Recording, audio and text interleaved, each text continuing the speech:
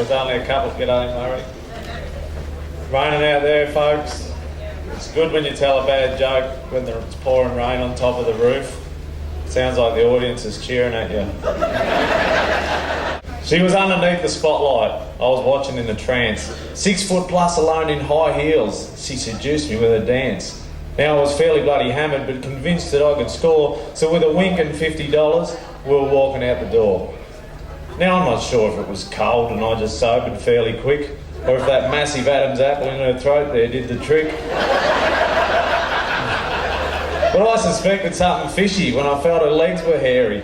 And the fact that she passed wind loud was enough to make me wary. And her bras were filled with tissue and her hands were worn and cracked. And her miniskirt was bulging like a sports bag that was packed.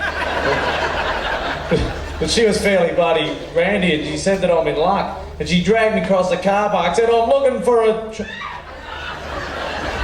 truck. And there it is, a big old Kenworth with a sleeper cab to hide and Bruce's Transport in bold letters written right along the side.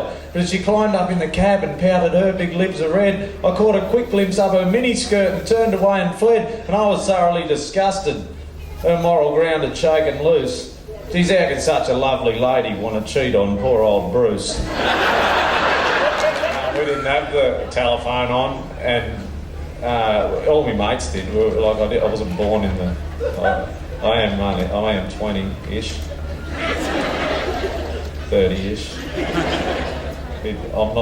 I'm nowhere near the upper half towards 40. I am just in the upper half. The break-up party ended. I was fairly bloody full, and I staggered home, but they'd moved the door. See, I was hot and I was horny and I had no time to waste. I started stripping, throwing clothes across the floor. Yes, my wife was getting lucky. If only I could find her room, but the house had changed and all the lights were out. And I felt that in the darkness was an ungroomed pair of legs and some swollen feet. She must have got some gout. Well, I slid my hand up slowly up and over past her knee, thinking, Jesus, probably time she had a wax. And I kept on going further, found a patch of curly hair. Well, bloody hell, she wasn't wearing any dacks. Now look, I know that I was drunk and that the room was in a spin and it was dark and I was nude and she was hairy. But the thing that made me stop was when that patch of hair moved and then it growled, and I'm not joking, it was scary. Then when it bit me on the finger, kinky really reached new heights, then the lights went on. Well, holy bloody crap.